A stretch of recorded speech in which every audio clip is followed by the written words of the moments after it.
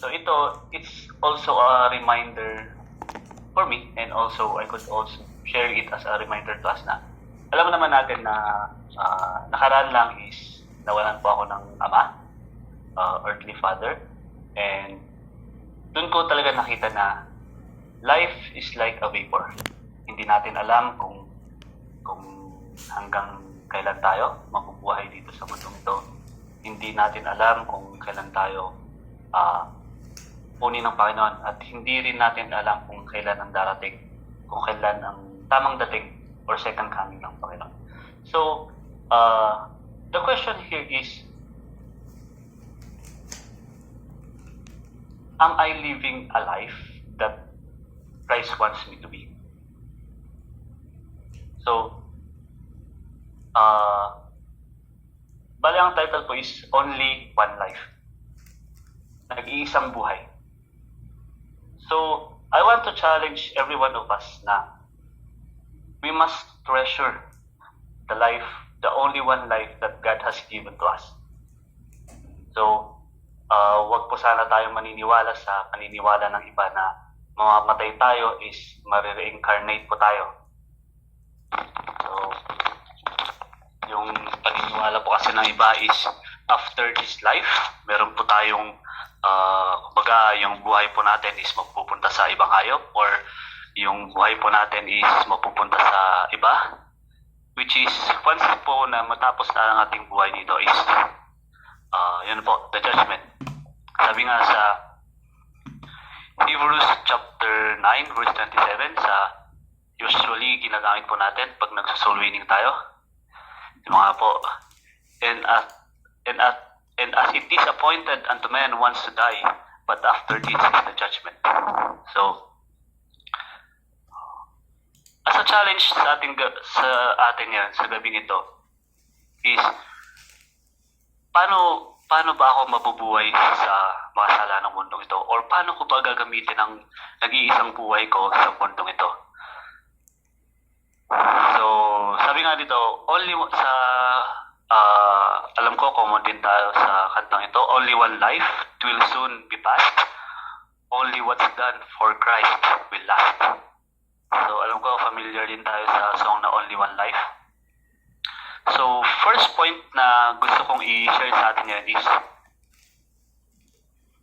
we only have one life, so we must secure our salvation and the relationship with the Lord. We must secure our salvation and the relationship with the Lord. Hindi po sana tayo kagaya ng ibang tao na ang mas sinisecure nila is yung wealth. Ang mas sinisecure po nila is magkaroon ng malaking bank account.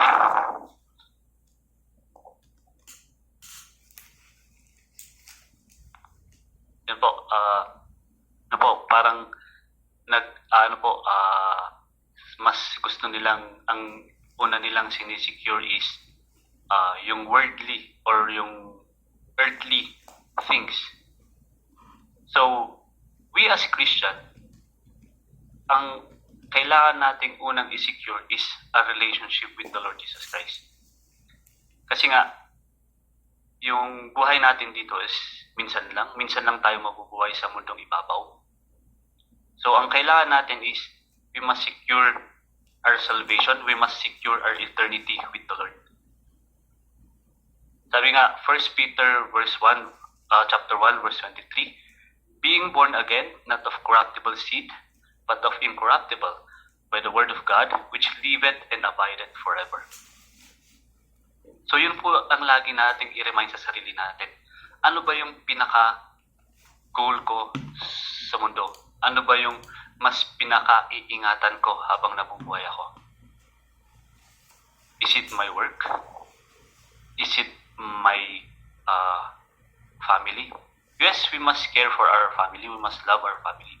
Pero ang mas mangingibabaw po sana is our life for eternity. That's why we must secure first our eternity, and we must secure our salvation. And second point is,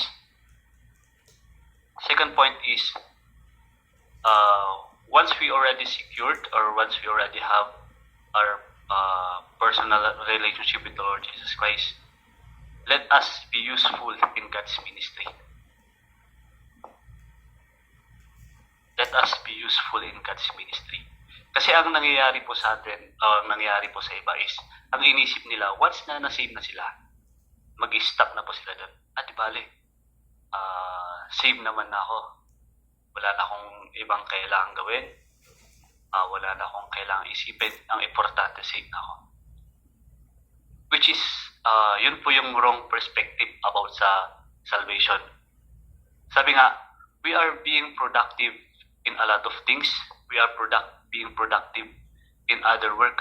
Why can't we be productive for the Lord?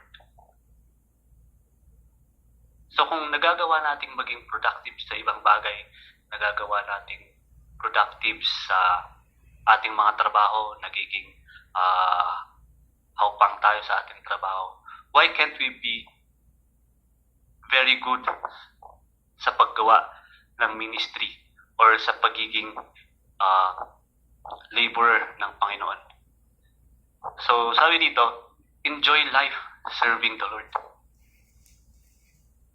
Wag po sana nating isipin na serving the Lord is a burden, but it is a blessing. So sabi nga, Psalms chapter 100, verse 1 and 2, make a joyful noise unto the Lord, all ye lands. Serve the Lord with gladness, come before His presence with singing. So, pag gumagawa po ba tayo ng ministry or ng mga bagay para sa Panginoon, andun po ba yung joy natin? Or, andun po ba yung gladness natin pag ginagawa natin po sa Panginoon? I hope na nai-enjoy po natin yung paggawa ng ministry natin para sa Panginoon. Sabi nga rin sa Ephesians 2:10, for we are His workmanship, created in Christ, Jesus Christ, unto good works, which God had before ordained that we should walk in them. So we are called to be laborers or workmanships for the Lord. So, wag po sana nating aalisin sa ating isipan na we are called to be His representative sa bundong ito. We are blessed that narinig natin ang salita ng Panginoon. Tayo ay naligtas. Kaya wag po sana nating sasayangin yung salvation na binigay sa atin. Maging kagamit-gamit din po tayo para sa Panginoon. We must be faithful serving the Lord. Serving God is such a great blessing and privilege. Sabi nga sa 1 Corinthians 15:58, therefore, my beloved brethren, be ye steadfast, unmovable, always abounding in the work of the Lord, for as much as you know that your labor is not in vain in the Lord. Dito ko naalala yung isang reminder ng pastor namin dun sa sa Baguio dati na at least meron kayong isang ministry para sa Panginoon. Kasi kung wala tayong ministry sa Panginoon, paano tayo lalago? Or paano tayo magagamit para sa Panginoon? So, wag po sana nating hahayaan na hindi po tayo magkakaroon ng ministry sa church o hindi tayo magkakaroon ng ministry. Kumbaga, i-remind po natin na sa sarili natin na let us be a good worker or a good workman, a laborer for the Lord. Kasi isipin natin, sabi nga sa verse na nabasa natin is, sabi nga dito, our work in the Lord is not in vain. So wag po sana natin isipin na, oo, minsan nakaka-encourage po yung mga kapatiran natin na kahit na busy-busy sila sa work or galing sila sa work is nakakagawa pa rin po sila ng ministry para sa Panginoon. So, I hope that could be an encouragement din po sa atin na kahit na sobrang pagod na tayo sa trabaho, nagagawa pa rin po nating mag-serve sa Panginoon. And next thing po is, be a faithful servant, serve God and God alone, and we cannot serve two masters. So ang Panginoon lang po sana ang isa-serve natin sa mundong ito. Hindi po sana ibang bagay or hindi po sana ibang tao, kundi ang Panginoon lamang po. And next is, while we are serving the Lord, kagaya po ng nangyayari sa atin ngayon, we may face hardship, trials in life, but what should we do? Just keep on. Nakinig ka ba? Kasi we must, sabi niya, marami tayong, sabi nga, yung kagaya ng testimony ng iba na dahil sa nangyaring ito is namumura sila, is dahil sa nangyaring ito is parang nadidiscriminate sila. So let us be reminded sa salita rin na Panginoon in 2 Corinthians chapter 6 verse 4 na, but in all things, approving ourselves as the ministers of God in much patience, in afflictions, in necessities, in distresses, verse 5, in stripes, in imprisonments, in tumults, in labors, in watchings and fasting. So, just keep on serving the Lord. Kahit na nakakaranas man tayo ng hirap, nakakaranas man tayo ng discrimination, nakakaranas man tayo ng maraming bagay na hindi naaayon sa tingin natin is hindi natin deserve na mangyari sa atin.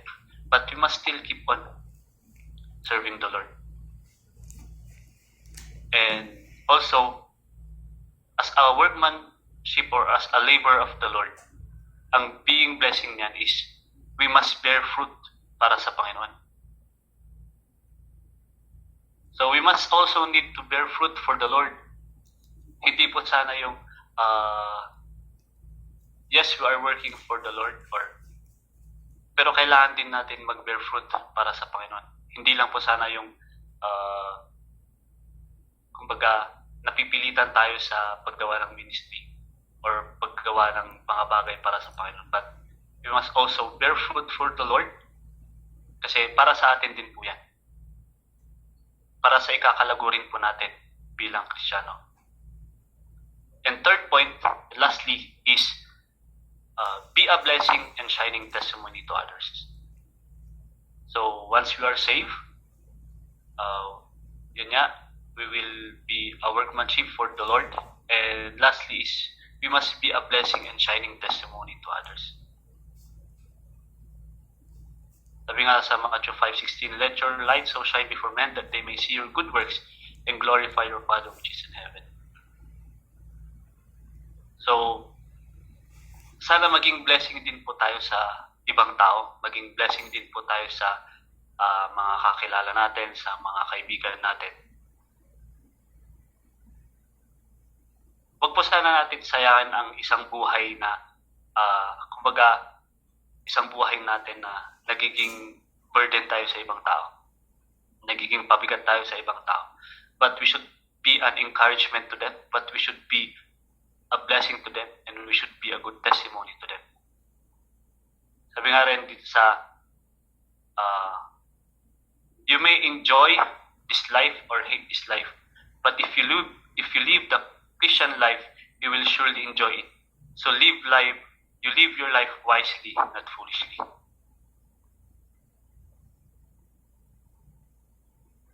Sabi nga sa Ephesians 5 verse 15 to 17, see then that you walk circumspectly, not as fools but as wise, redeeming the time because the days are evil.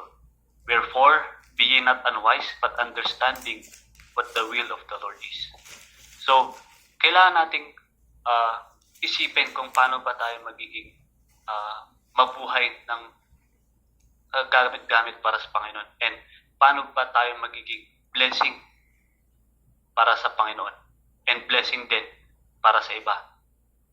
And one example of being a blessing to others is we must care for the lost souls and share the gospel. We must care for the lost soul and share the gospel and be not ashamed of the gospel.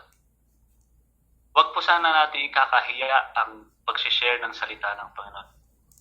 Yung simpleng pagbibigay po natin ng tracts sa ibang tao is Hindi natin alam malaking bagay na yun. Hindi man natin alam kung mababasa man ba ito or hindi.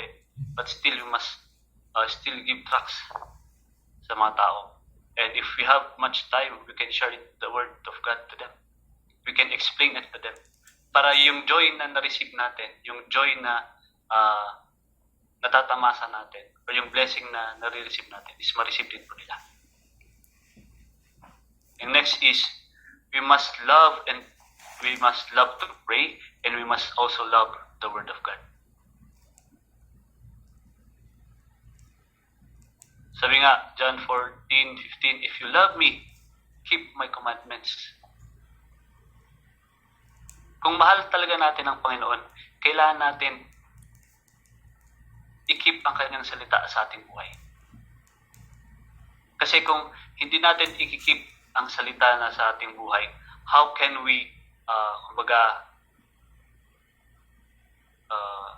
paano natin ma-feed yung buhay natin spiritually kung hindi tayo nagbabasa ng salita ng Panginoon? Yung sabi nga, kung anong pumapasok sa atin, hindi ang nailalabas natin. So how can we show good attitude in ourselves? How can we show good characters to others kung hindi natin finifed yung sarili natin ng salita ng Panginoon? And lastly, and next is, we must love and encourage one another. John 15:12, this is my commandment, that you love one another as I have loved you. And sa 1 Peter 4:8, and above all things, have fervent charity among yourself, for charity shall cover the multitudes of sin. And verse 9, use hospitality one to another without grudging. So, tayo rin po, dito rin po natin makikita yung love natin sa isa't isa. So, yun rin po yung nakikita ko sa atin ngayon, yung care, yung love sa isa't isa. Despite of this pandemic, makikita po natin yung care ng ating mga kapatid sa atin, sa bawat isa, yung love ng bawat isa. So, let's continue this kind of care and love po sa ating mga magkakapatid. So sabi nga, let not grudge dominate your heart, but love and peace. And next thing is, lastly, we must pursue holy life. So habang nabubuhay po tayo dito, habang yung isang buhay na binigay sa atin is, we must pursue holy life. As a reminder is 1 Peter chapter 1 verse 14 to 16. As obedient children, not fashioning yourself according to the former lust in your ignorance, but as he which hath called you is holy, so be ye holy in all of your conversation. Verse 16, because it is written, be ye holy, for I am holy. So, as a Christian, and as a person living in this sinful world, alam natin na mahirap, but we must still pursue holiness. We must challenge ourselves to live a holy life. We must challenge ourselves to live a Christ-like character. Kasi when our time comes, we can say, sabi nga sa 2 Timothy chapter verse 6, for I am ready to be offered, and the time of my departure is at hand. I have fought the good fight, I have finished my course, I have kept the faith. So when our time comes, are we ready? And masasabi ba, makakarinig ba tayo sa Panginoon na, well done, my good and faithful child? Or well done, my good and faithful servant? So, we must treasure our life. Ang nag-iisang buhay na binigay sa atin ng Panginoon, huwag po sana nating sayangin sa walang hindi makapuluhang bagay. Huwag po sana nating gamitin ang ating buhay sa makamundong mga gawain. But we must use our life useful for the Lord. So yun lang po ang gusto kong i-share sa atin sa gabi ito. Let's pray. Our gracious God, loving Heavenly Father, we would like to praise and thank Thee for reminding us once again that truly iisa lang po ang aming buhay sa mundong ito. Naway magamit po namin ito ng gusto, magamit po namin ito ng tama para sa inyong kaluwalhatian, at magamit din po namin ito ng tama para sa pagbibigay papuri at pagsamba sa inyong pangalan. And salamat po sa oras na to. And we would like to bring back all the glory and praises to you, Lord God. In Jesus' name I pray. Amen.